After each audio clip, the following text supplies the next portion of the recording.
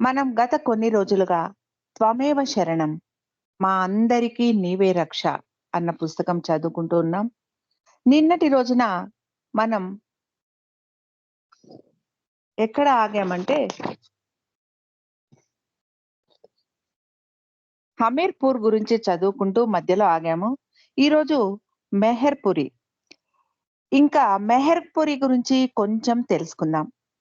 ఇది 3 అంతస్తుల భవనం. 1.5 ఎకరాలలో నిర్మాణం అవుతూ ఉన్న ఈ భవనం పొడవు 90 అడుగులు, వెడల్పు 74 అడుగులు. మనం ప్రప్రథమంగా మెహర్‌పురి ఆవరణలో ప్రవేశించి, భవనం వైపుకి నడిచి మెట్లు ఎక్కితే మొదటి అంతస్తులో అడుగుపెడతాం. ఇదే విశాలమైన మెహర్ దర్బార్ హాలు. ఈ హాలుకు మధ్య భాగంలో మెహరీశ్వరుని సుందర విగ్రహాన్ని ప్రతిష్ఠించడానికి వీలుగా మంటప నిర్మాణం అయింది. మంటపంపై భాగాన హిందూ, మహమ్మదీయ, క్రైస్తవ, జొరాస్ట్రియన్ మతాల చిహ్నాలు చెక్కారు. మండపానికి కుడివైపున అంటే దర్బార్ హాలుకు కుడివైపున చివర 2 గదులు ఉన్నాయి. మెహర్‌పురి కార్యాలయంగా వాటిని ఉపయోగిస్తున్నారు. ఇక్కడి నుండి మెట్లు దిగి వెడితే కింద అంతస్తులో ప్రవేశిస్తాం. ఇందులో మెహర్ గ్రంథాలయాన్ని, మెహర్ మ్యూజియంను ఏర్పాటు చేస్తారు. ప్రస్తుతం ఈ ఏడాది ప్రారంభించిన మెహర్ విద్యాధామ్ జూనియర్ హై స్కూల్ తాలూకు 9, 10 తరగతులను ఇక్కడే నిర్వహిస్తున్నారు. తిరిగి మెట్లు ఎక్కి దర్బార్ హాలులో ప్రవేశించి ఎడమ వైపుకు వెడితే పై అంతస్తుకు వెళ్లే మెట్లు ఉన్నాయి. ఆ పై అంతస్తులోనే గదులు నిర్మిస్తారు. మెహర్‌పురి దర్శించడానికి వచ్చే ప్రేమికుల విశ్రాంతి మందిరాలు కూడా ఇవే. ఇక్కడి నుండి కొన్ని అడుగులు వేస్తే పైన చెప్పిన 4 మత చిహ్నాలను చేతితో తాకవచ్చు. మెహర్ మూర్తి సుందర విగ్రహం జైపూర్‌లో ఒక ప్రఖ్యాత కళాకారుడి చేత నైపుణ్యానికి ఫలితం. మెహర్‌పురి ముందు భాగంలో గల విశాలమైన మైదానంలో మెహర్ కుంజ్ ఏర్పాటు అవుతుంది. ఇది ఉద్యానవనం. పశ్చిమంగా మెహర్ విద్యాధామ్‌కు స్థిర నివాసం ఏర్పాటు చేసే ప్రతిపాదన ఉంది. ప్రస్తుతం ఈ పాఠశాల మెహర్‌పురికి తూర్పున ఉన్న నిగమ్ సోదరుల ఇంట్లో నడుస్తోంది. ఇంకా ఇక్కడ ఉచిత వైద్యశాల, కళాశాల ప్రారంభించాలనే ప్రతిపాదనలు కూడా ఉన్నాయి. ఇవి ఒక స్థిరమైన రూపం పొందడానికి మరికొంత కాలం పట్టవచ్చు. మెహర్‌పురికి ఉత్తరాన జిల్లా కలెక్టర్ బంగళా, పోలీసు శాఖ ఉద్యోగుల వసతివాడ ఉన్నాయి. వాటిని దాటి సుమారు 300 గజాలు దూరంలో పవిత్ర యమునా నది పరవళ్లు తొక్కుతూ ప్రవహిస్తూ కనిపిస్తుంది. తిరిగి బయలుదేరిన చోటికే వచ్చి దక్షిణంగా 600 గజాల నడిచి వెడితే బేత్వా నది దర్శనమిస్తుంది. ఇది సూక్ష్మంగా మెహర్‌పురి స్వరూపం. ఈ ఏడాది మెహర్ మౌన వార్షికోత్సవం నాడు మెహర్ విద్యాధామ్ ప్రారంభమైంది.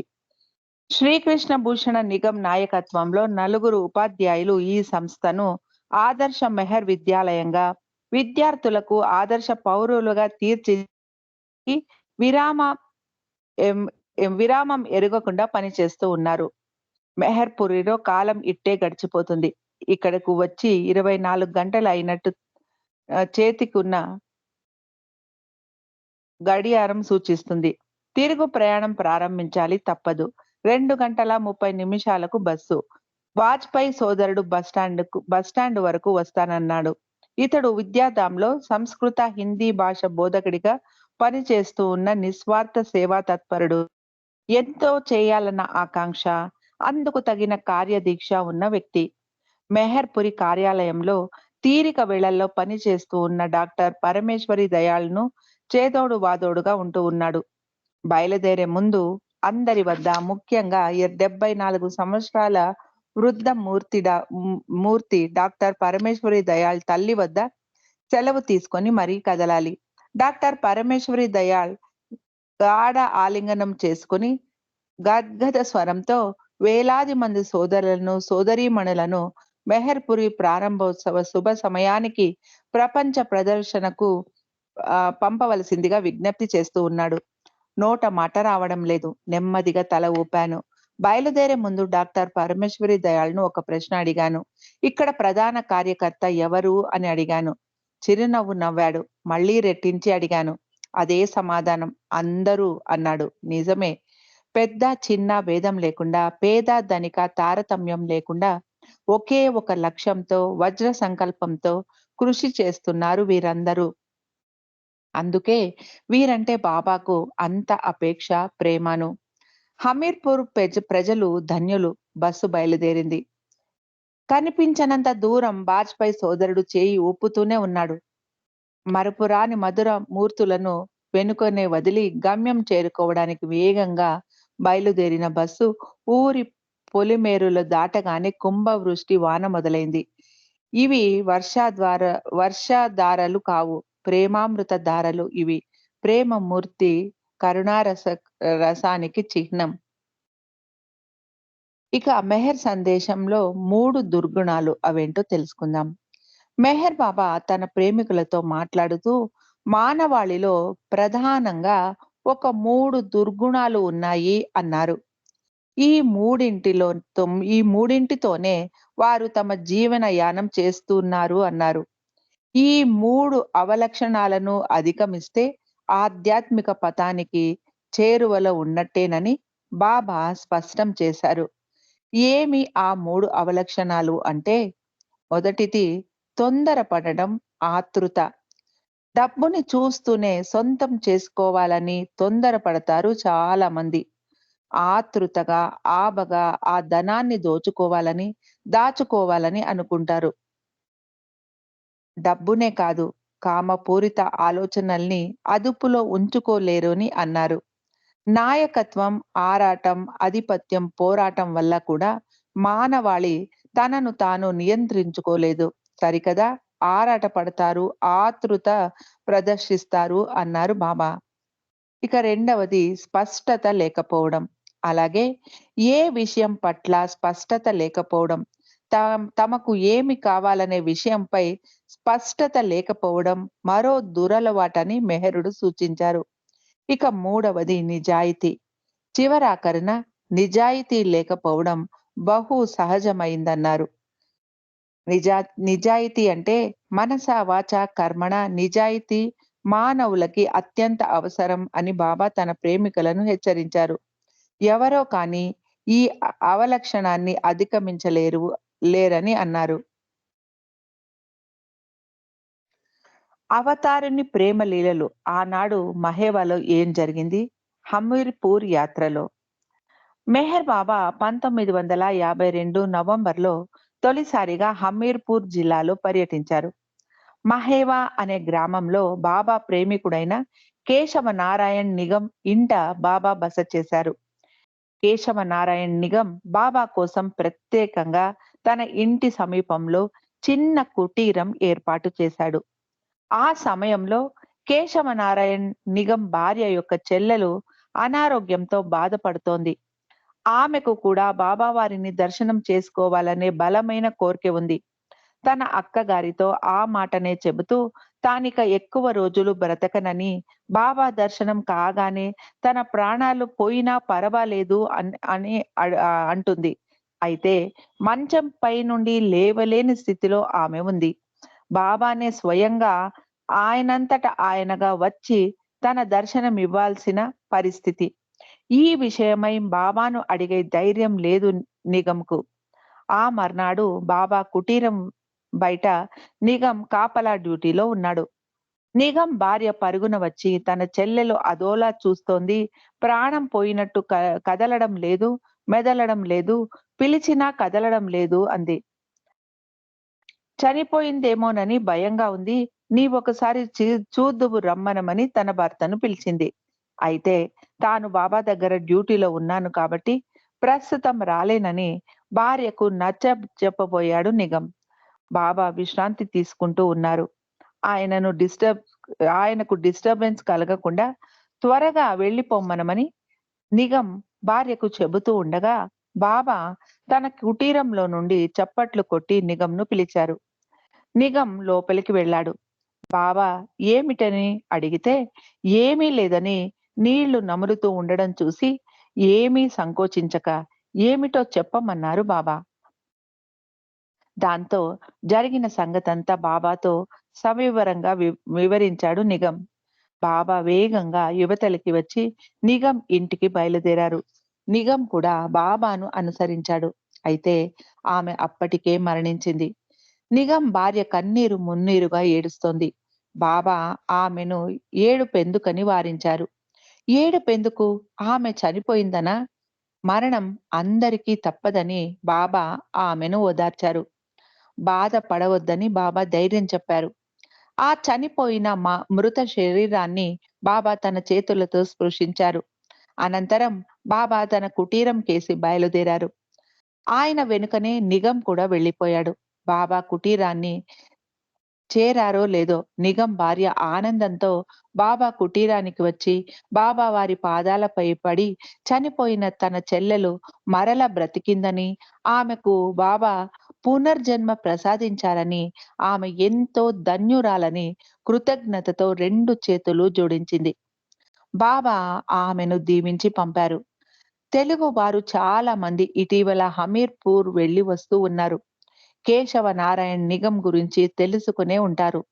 మహేవా గ్రామం కూడా సందర్శించిన వారు చాలా మంది ఉన్నారు. అయితే ఈ దఫా హమీర్పూర్ వెళితే ఈ విషయమై మరింత సమాచార సేకరణ చేయగలరు. ఇది అవతారుని ప్రేమ లీలలు కాక మరేమిటి? ఇక బాబా సందేశం. మెహర్ బాబా తానేమి మహత్యాలు చెయ్యనని అనేక మార్లు ప్రకటించారు. హృదయపూర్వకంగా నామస్మరణ చేయమన్నారు. నీవు ద్వేషించే వారితో కూడా ప్రేమగా ఉండమన్నారు. అలా చేయడమే తనను ఆరాధించడమని బాబా స్పష్టం చేశారు. అయితే ఇదేం మాటల్లో చెప్పలేనంత సులువైనదేమీ కాదని బాబా కూడా చమత్కరించారు. ఆధ్యాత్మిక ఆనందం అనంతమైనది, శాశ్వతమైనదని బాబా అన్నారు. మీలోని మంచి, చెడు అన్ని లక్షణాలు తనకు సమర్పించమన్నారు. అనంత ఆనందాన్ని అనుభవించమన్నారు. ఎవరైతే నేడు బాబాను అవతారుడిగా స్వీకరించి విధేయులుగా ఉంటారో వారందరూ ధన్యులు అన్నారు బాబా. ఇది చాలా గొప్ప విషయం అన్నారు బాబా. కాగా తన అవతార ప్రకటీకరణ తరువాత యావత్తు విశ్వం నన్ను అవతారునిగా గుర్తించి గొప్పగా ఆరాధిస్తుంది అన్నారు. నా అవతార ప్రకటీకరణ తరువాత మీరు నా ఎడల చూపే విధేయతకు ఎలాంటి ప్రాధాన్యత ఉండదు అన్నారు. అందుకు ఉదాహరణగా కురుక్షేత్ర సంగ్రామంలో అర్జునుడు శ్రీకృష్ణుడి విశ్వరూప దర్శనం పొందాక అతను చూపిన విధేయతకు ప్రాధాన్యత ఏముంది అన్నారు. కాబట్టి బాబా భక్తులందరికీ ఇదే మంచి సమయం. సుజనులరా, బాబా నామస్మరణ చేయండి. బాబా గురించి పలువురికి తెలియజేయండి. భవిష్యత్ తరాల వారు మిమ్మల్ని నిందించకుండా బాబా నామాన్ని పలువురికి చేరవేసే ప్రయత్నం నేడే చేపట్టండి. బాబా కార్యదర్శి శిష్యుడైన ఆదికే ఇరానీ ఈ మాటల్ని తన స్వ అనుభవంతో పలుమార్లు బాబా ప్రేమికులందరికీ సూచించాడు. ఈ మాటల్లో అర్థాన్ని బాబా ప్రేమికులందరూ గ్రహించాలి. బాబా కృప లభించుగాక.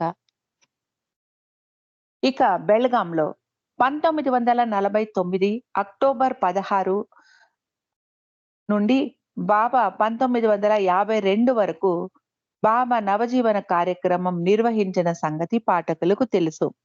నవజీవనంలో బెల్గాంకు అత్యంత ప్రాధాన్యత ఉంది.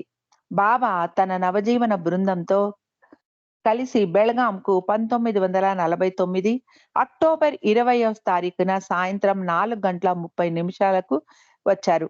కర్ణాటక రాష్ట్రంలోని జిల్లా కేంద్రమైన బెల్గాం పట్టణ పొలిమేర్లలో ఉన్న తకల్వాడిలో నవజీవన బృందం 23 రోజులు బస చేశారు. నవజీవన శిక్షణ కార్యక్రమాన్ని బాబా బెల్గాంలోనే ప్రారంభించారు. ఆ రోజుల్లో స్థానిక బాబా ప్రేమికుడు విశ్వనాథ్ హల్దంకర్ తకర్వాడిలో బాబా పేరిట 22 ఎకరాల భూమిని విరాళంగా ఇచ్చాడు. శ్రీ విశ్వనాథ్ హల్దంకర్ మరెవరో కాదు, మండలి సభ్యుడైన విష్ణు మాస్టర్ అక్కగారి భర్త, అంటే బావగారు. అయితే నవజీవనం నియమాలను అనుసరించి అవతారుని పేరట ఎలాంటి ఆస్తులు ఉండరాదన్నది నియమం కదా. మెహరాజాద్లోని ఆస్తులు మాదిరిగానే తకల్వాడిలో విరాళంగా వచ్చిన 22 ఎకరాల భూమిని దాని యజమాని విశ్వనాథ్ హల్దంకర్‌కు వాపసు ఇచ్చేయమని బాబా ఆదేశించారు. ఈ భూమి అవతారుడి పేరిట రిజిస్టర్ అయి ఉంది కాబట్టి దాని యజమాని వద్ద నామపత్రాలు, నగదు తీసుకొని భూమిని యావత్తు తిరిగి ఇచ్చేవేయమని బాబా ఆదేశించారు. దీంతో మన దేశంలో ఎక్కడా తన పేరిట ఎలాంటి ఆస్తులు లేవని బాబా ప్రకటించారు. అయితే విష్ణు మాస్టర్ ఒక మంచి ఆలోచన చేశాడు. నామమాత్రపు నగదు తీసుకొని తన బావగారికి బెళగాంలో భూమిని బదలాయిస్తూనే నవజీవన కార్యక్రమంలో భాగంగా బాబా మండలి వారు బస చేసిన ప్రాంగణం సుమారు 4 ఎకరాలను మాత్రం మెహరామాయి పేరిట రిజిస్టర్ చేయిద్దామని సలహా ఇచ్చాడు. ఇందుకు బాబా కూడా అంగీకరించారు. ప్రస్తుతం మెహరామాయి కూడా నవజీవనంలో పాల్గొంటోంది కాబట్టి ఈ స్థలం బాగోగుల్ని విష్ణు మాస్టర్ సోదరి శ్రీమతి సుశీల దియోరుకర్ అనే ఆమె భర్త శ్రీ విశ్వనాథ్ హల్దంకర్ కు అప్పగించారు బాబా. భవిష్యత్తులో ఈ 4 ఎకరాల భూమి వినియోగం కూడా హరిద్వార్‌లో ఉన్న మంజరీ మాఫీ మాదిరిగానే ఉంటుంది అని బాబా స్పష్టం చేశారు. మాఫీ విశేషం ఏంటంటే డెహ్రాడూన్, హరిద్వార్‌ల నడుమ డెహ్రాడూన్ నుండి సుమారు 20 కిలోమీటర్ల దూరంలో మాఫీ ఉంది. ఇక్కడ 2 గదులు, చిన్న కిచెన్, వసారా ఉన్న చిన్న ఇంటిని మండలి సభ్యుడైన ఎరుచ్ కాకాబారియా, కేకి దేశాయ్ పేరిట సంయుక్తంగా రిజిస్టర్ చేయించారు. దీని గురించి బాబా తన వీలునామాలో స్పష్టంగా ఇలా తెలియజేశారు. ఈ ముగ్గురిలో ఏ ఒక్కరు మరణించినా మిగిలిన ఇద్దరు ఆ ప్రాంగణం బాగోగులు చూసుకుంటారని ముగ్గురి పేరిట ఆ ఆస్తిని రిజిస్టర్ చేయించారు. ఒకవేళ ఆ ముగ్గురిలో ఇద్దరు మరణిస్తే మూడవ వానిపై ఆ బాధ్యత ఉంటుంది అన్నారు. ఒకవేళ ముగ్గురు మరణిస్తే నవజీవన యాత్ర నిర్వాహకులైన అరేంజ్‌మెంట్ వాలాస్ నలుగురు సభ్యులకు చెందుతుంది అన్నారు. విషయం చాలా స్పష్టంగా చెబుతూ ఆ ఆస్తి ముగ్గురిలో ఎవరికీ చెందదని, వారి మరణాంతరం వారి వారసులెవరికీ ఈ ఆస్తి చెందదని బాబా స్పష్టం చేశారు. ఇది తన మండలి వారందరికీ చెందుతుంది అని బాబా స్పష్టం చేశారు. బాబాతో ఉన్న మండలి వారందరూ కూడా ఈ ప్రపంచం నుండి శాశ్వతంగా తనువు చాలిస్తేనో అని డాక్టర్ గని నవ్వుతూ అనగానే అగాథా క్రిస్టీ నవల and then there one son అని చమత్కరిస్తూ అందరూ చనిపోయాక ఇక ఆలోచించేదేముంటుంది అన్నారు బాబా. బెళగాంలోనూ అంతే. అలాగే బెళగాంలోనూ మెహ్రా పేరిట రిజిస్టర్ చేయించిన ఈ 4 ఎకరాల భూమి కూడా ఆమె పేరిట ఉన్న ఆమె మరణానంతరం ఆమె తాలూకా బంధువులెవరికీ చెందదు అన్నారు. ఈ స్థలానికి సంబంధించి కూడా ఒక వీలునామా సిద్ధం చేయించారు. అందులో మెహరామాయి తన అనంతరం ఈ స్థలం నవజీవన కార్యక్రమ నిర్వాహకులైన అరేంజ్‌మెంట్ వాలాల్ సరోజ్, రంజు, మెహర్జీ, నారిమన్‌లకు సంయుక్తంగా చెందుతుంది అని వీలునామా సిద్ధం చేయించారు. బెళగాంలో నవజీవన కార్యక్రమం ప్రారంభోత్సవ కేంద్రంగా భావితరాలు స్మరించుకునేలాగా ఒక స్మారక స్మృతి కేంద్రాన్ని నిర్మించే బాధ్యత బాబా వారికి అప్పగించారు. అయితే ఎట్టి పరిస్థితులలోనూ ఈ స్థలాన్ని అమ్మరాదని బాబా స్పష్టం చేశారు. అంతటితో ఈ అంకం పూర్తి అయింది. ఇదంతా 1949 అక్టోబర్ నాటి సంగతి. అంటే సుమారు 7 దశాబ్దాలు గడిచాయి. ఆనాడు డాక్టర్ గని నవ్వుతూ అన్నా ఆయన మాట నేడు నిజమయ్యాయని చెప్పొచ్చు. లేదా సర్వజ్ఞుడైన అవతారుడే డాక్టర్ గనీకి ఆ ఆలోచన రప్పించి బాబా చేత స్పష్టమైన జవాబు ఇప్పించారని అనుకోవచ్చు. ఈనాడు నవజీవన సహచరులు, బాబా మండలి వారు అందరూ అవతారునిలో ఐక్యమయ్యారు. ఈ 72 సంవత్సరాలలో కాలచక్ర భ్రమణంలో బెల్గాం పట్టణంలో ఉన్న 4 ఎకరాల భూమి అత్యంత విలువైనది. భూమి రేట్లకు రెక్కలు వచ్చాయి. బెల్గాం నగర విస్తీర్ణం పెరిగింది. నవజీవన శిక్షణ ప్రాంగణం తాలూకు భూమి ఎక్కడుందో గుర్తు పట్టలేని పరిస్థితి. అవతారుడు బహు చమత్కారి అని బాబా ప్రేమికుల నమ్మకం. ఏమైతేనేమి ఎన్నో సంవత్సరాల అన్వేషణ తరువాత బెల్గాంలో అవతారుడు నిర్వహించిన శిక్షణా ప్రాంగణం, మెహ్రా పేరిట రిజిస్టర్ చేయించిన భూమిని డాక్టర్ నరేంద్ర ప్రసాద్ హైదరాబాద్ గుర్తుపట్టారు. అదృష్టవశాత్ ఆ ప్రాంగణంలో కొద్దిపాటి భూమిని మినహాయిస్తే పెద్దగా అన్యక్రాంతం కాలేదు. పెద్ద భవనాల నిర్మాణం కూడా ఏమీ చేపట్టలేదు. ఈ విషయమై డాక్టర్ నరేంద్ర ప్రసాద్ సుమారు 2 దశాబ్దాలు బెల్గాం, హైదరాబాదుల నడుమ ప్రయాణిస్తూ బెల్గాంలో అవతారుడి పేరిట నవజీవన స్మృతి చిహ్న నిర్మాణానికి తగిన కృషి చేస్తున్నారు. ఈ మేరకు తకర్వాడిలో అవతారుని పేరిట విరాళంగా ఇచ్చిన భూమి ఆధారమిలా దాన్ని అమ్మేసిన దస్త్రాలు తిరిగి 4 ఎకరాలు మెహ్రా పేరిట 1949 అక్టోబర్ ప్రాంతంలో రిజిస్టర్ చేయించడం వంటి విషయాలతో తగిన ఆధారాలను సేకరించి సంబంధిత యాజమాన్యాలను సంప్రదించారు. తనకు ఈ విషయంలో హైదరాబాద్ ప్రేమికులు చాలా మంది సహకరించారని అన్నారు.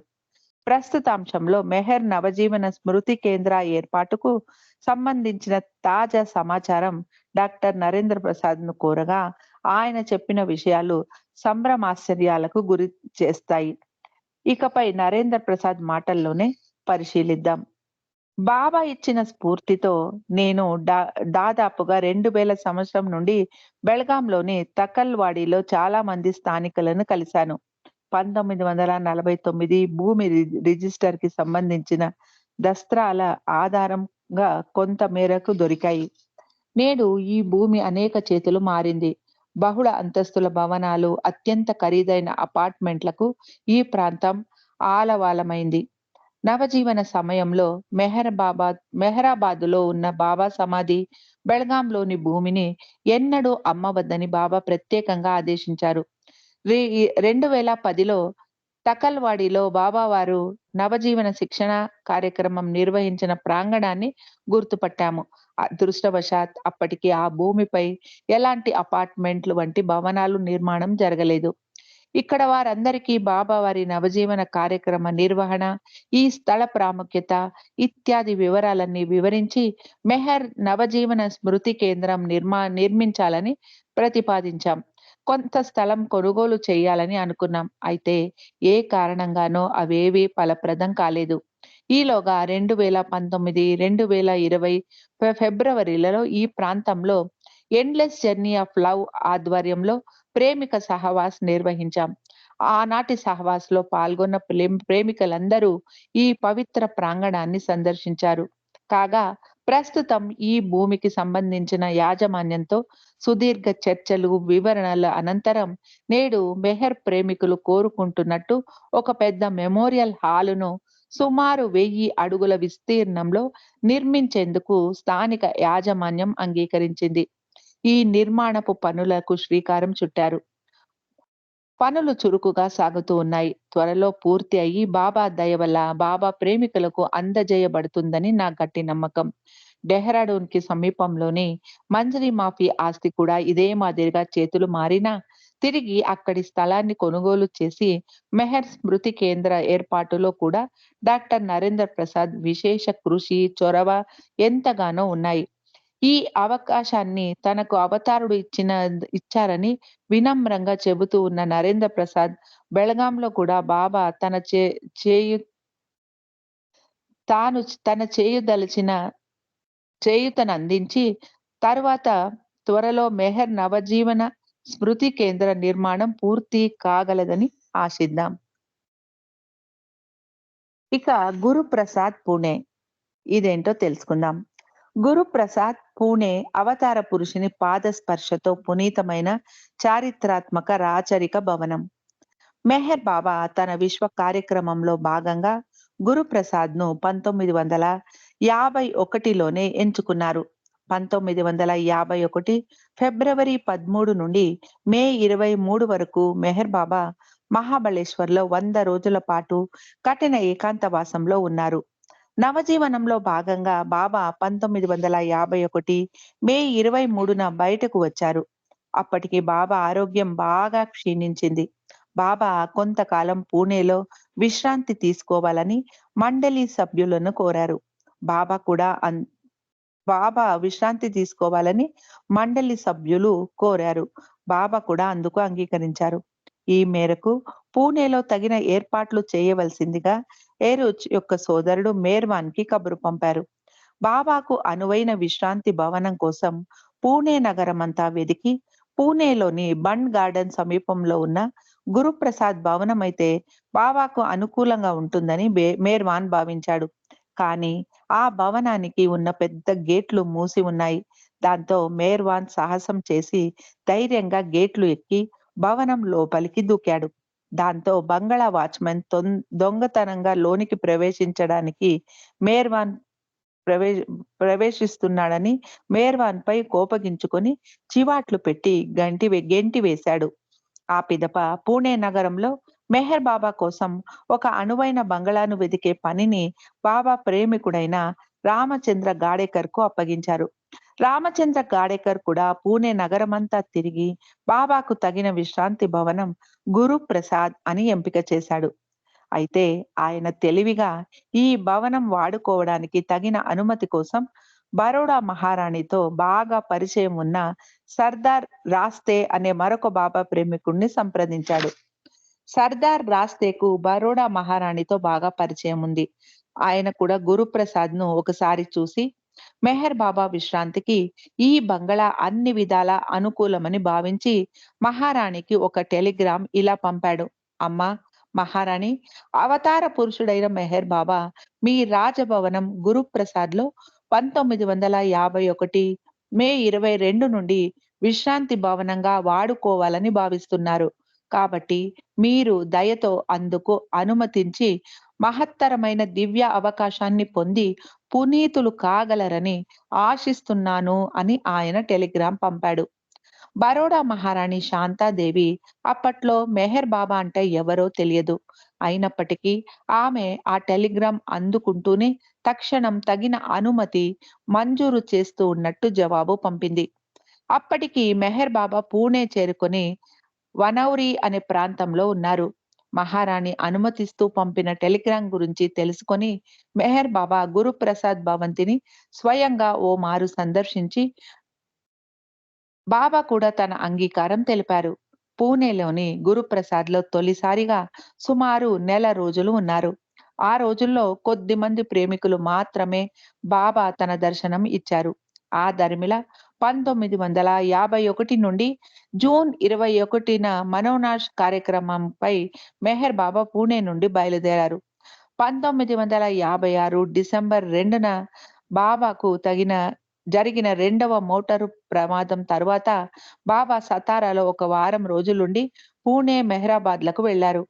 1957 ఫిబ్రవరి 12వ తేదీన మెహర్ బాబా తన ఆరోగ్యం పరీక్ష నిమిత్తం పూణే వచ్చి గణేష్ ఖండ్ ప్రాంతంలో ఉన్న దాది కేరావాల ఇంట్లో కొంతకాలం ఉన్నారు.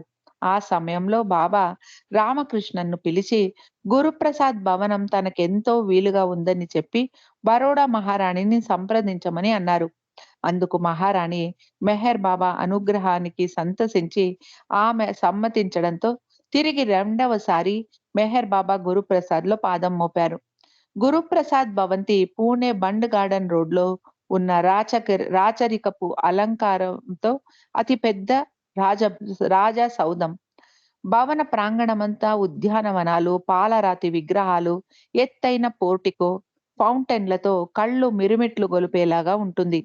ఇక్కడి గదుల్లో ఉన్న ఖరీదైన విద్యుత్ దీపాలంకరణలను చూపరులను ఆకట్టుకుంటాయి. గురుప్రసాద్ భవనం వెనకాల విశాల ప్రదేశంలో సుమారు 5,000 మంది కూర్చోవడానికి అనుకూలంగా ఉంది. ఈ ప్రదేశంలోనే 1962లో ప్రాక్ పశ్చిమ సమావేశం, 1965లో తూర్పు దేశీయుల సమావేశం నిర్వహించారు. గురుప్రసాద్ బంగళాను 1958 నుండి 68 మధ్య కాలంలో అవతారుడు వేసవి విడిదిగా బరోడా మహారాణి అందజేశారు. మెహర్ బాబా ఈ బంగళాలో 1958లో 30 ఏప్రిల్ నుండి 15 మే వరకు, అలాగే ఇది 1959లో 15 మార్చి నుండి 15 జూన్ వరకు, అలాగే 1960వ సంవత్సరంలో మార్చ్ 20వ తారీఖు నుండి జూన్ 22వ తారీఖు వరకు, అలాగే 1961లో మే 15 నుండి ఆగస్టు వరకు మొదటి వారంలో ఏకాంతవాసం నిర్వహించారు. అలాగే 1962లో నవంబర్ 1 నుండి నవంబర్ 5 వరకు ప్రాగ్ పశ్చిమ సమావేశ కార్యక్రమాలు నిర్వహించారు. 1963లో మార్చ్ 24 నుండి జూన్ 30 వరకు ఉన్నారు. అలాగే 1964లో ఏప్రిల్ 1వ తారీఖు నుండి జూన్ 30 వరకు ఉన్నారు. బాబా గురుప్రసాద్‌లో బస చేశారు. అయితే ఈ దఫా బాబా ఎవరికీ తన దర్శనం ఇవ్వలేదు. 1965లో మే 1వ తారీఖు నుండి మే 6 వరకు తూర్పు దేశ సమావేశాన్ని నిర్వహించారు. ఇది భౌతికంగా మెహర్ బాబా ఇచ్చిన ఆఖరి సహవాస్‌గా పేర్కొంటారు. 1966 నుండి 1968 వరకు ప్రతి వేసవిలోనూ 3 నెలల పాటు విడిది చేసి కొద్ది మందికి మాత్రమే బాబా తన దర్శన భాగ్యం కలగజేశారు. గురు ప్రసాద్ జ్ఞాపకార్థం. అయితే 1969 జనవరి 31న బాబా భౌతిక దేహ త్యాగం తరువాత గురుప్రసాద్ ప్రాంగణంలో ఒక పెద్ద గృహ సముదాయాన్ని నిర్మించారు. రాత్రింబవళ్ళు సందడిగా ఉండే నగరం నడిబొడ్డున ఉన్న గురుప్రసాద్ బంగళా ప్రవేశంలోనే ప్రేమ చిహ్నంగా ఒక బాబా కేంద్రాన్ని నిర్మించి బాబా ప్రేమికులకు అందజేశారు. ఈ కేంద్రం బాబా ప్రేమికుల దర్శనార్థం ఉదయం 10 గంటల నుండి సాయంత్రం 5 గంటల వరకు తెరిచి ఉంటుంది. పూణె వెళ్ళేటప్పుడు తప్పక దర్శించుకునే ప్రయత్నం చేయండి. ఇక మెహర్ సందేశం. ఈ విశ్వమునకు ప్రభువును, మీ ప్రేమకు దాసుడను. I am the lord of the universe. I am slave to your love. ఇక Meher Mount, California. Meher Mount అమెరికాలోని కాలిఫోర్నియాకు సమీపంలో ఉన్న అవతారుడికి అంకితమైన బాబా కేంద్రం. నగర రణగుణ ధ్వనులకు దూరంగా బాబా సెంటర్ను ఒకదాన్ని ఏర్పాటు చేయమని 1946 ప్రాంతంలో బాబా అమెరికాలోని స్థానిక ప్రేమికులకు సూచించారు. ఆ మేరకు అమెరికన్ ప్రేమికులు జీన్ ఆడ్రియల్, అగ్నెస్ బెరన్లు మరికొంతమంది స్థానికులు ఈ ప్రాంతాన్ని ఎంపిక చేసి 1946 ఆగస్టు 9న తమ సొంతం చేసుకున్నారు. ఆ పిదప మెహర్ మౌంట్ అని పేరు పెట్టారు. లాస్ ఏంజలీస్ నుండి సుమారు 100 కిలోమీటర్ల దూరంలో 172 ఎకరాల విస్తీర్ణంలో సముద్ర మట్టానికి 2500 ఎత్తులలో ఉన్న ఒక సుందర రమణీయ ప్రాంగణం మెహర్ మౌంట్. స్థానిక బాబా ప్రేమికురాలు శ్రీమతి ఆగ్నెస్ ఈ కేంద్ర కేర్ టేకర్ గా ఇక్కడ ఆమె అనేక అభివృద్ధి పనులు చేపట్టారు. అమెరికాలోని మర్టిల్ బీచ్ ఆధ్యాత్మిక కేంద్రాన్ని బాబా 1952లో ప్రారంభించారు. ఈ పర్యటన సమయంలోనే మెహర్ మౌంట్ ను బాబా సందర్శించాల్సి ఉంది. ఈ మేరకు 10 రోజుల పాటు పలు కార్యక్రమాలు కూడా ఏర్పాటు చేశారు. ఇక్కడకు బాబా వస్తున్న కారణంగా 5గురు బాబా మండలి సభ్యులు తగిన ముందస్తు ఏర్పాటు చేయడానికై 4 రోజులు ముందుగానే మెహర్ మౌంట్ చేరుకున్నారు. అయితే ఓక్లహామా సమీపంలో బాబా కారు ప్రమాదానికి గురి కావడంతో మెహర్ మౌంట్ కు విచ్చేసే బాబా వారి పర్యటన కార్యక్రమం రద్దయింది. ఆపై బాబా ఇక్కడకు 1956 ఆగస్టు వరకు రాలేకపోయారు. 1956 ఆగస్టు 2న కాలిఫోర్నియాలో తెల్లవారుజామున 4 గంటల ప్రాంతంలో బాబా తన ప్రేమికులందరితో కలిసి బయలుదేరి మెహర్ మౌంట్ కు విచ్చేశారు. అమెరికాలోని మర్టిల్ బీచ్ కేంద్రం తర్వాత మెహర్ మౌంట్ అంటే తనకెంతో ఇష్టం అన్నారు బాబా. ఇది చాలా పురాతన స్థలం అన్నారు. గత అవతార కాలంలో కూడా తాను ఇక్కడికి వచ్చానని ప్రకటించారు. ఈ పర్యటనలో ప్రవచనములు కానీ ఆధ్యాత్మిక సందేశాలు వంటివి ఏమీ ఇవ్వను అన్నారు. చక్కని ప్రకృతి ఒడిలో ఉన్న ఈ కేంద్ర ప్రాంగణంలో భగవంతుని సన్నిధిలో అందరము సేద తీరదామన్నారు. నేను మీ స్థాయికి దిగి వచ్చాను. మనమందరం హాయిగా ప్రశాంతంగా గడుపుదాము అన్నారు.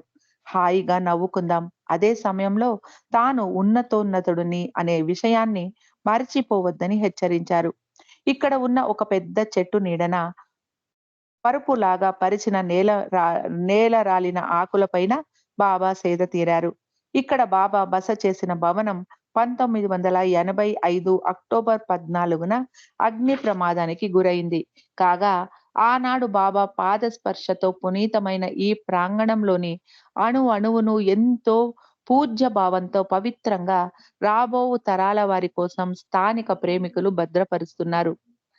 మెహర్ మౌంట్ బాబా కేంద్రం చుట్టూతా పచ్చటి వృక్షాలు, పచ్చిక బయళ్లతో నిండి ఉంటుంది. మరో పక్కన సుదీర్ఘమైన పెసిఫిక్ మహాసముద్ర ఘోష వినిపిస్తూ ఉంటుంది. బాబా దర్శనమిచ్చిన ప్రాంగణంలో అవతార్స్ పాయింట్ పేరిట ఒక చక్కని యాత్రా కేంద్రాన్ని అభివృద్ధి చేశారు. అనేక దేశాల నుండి బాబా ప్రేమికులు, బాబా భక్తులు కాని వారు కూడా నిత్యం అనేక మంది ఇక్కడకు వస్తూ ఉంటారని నిర్వాహకులు తెలియజేస్తున్నారు.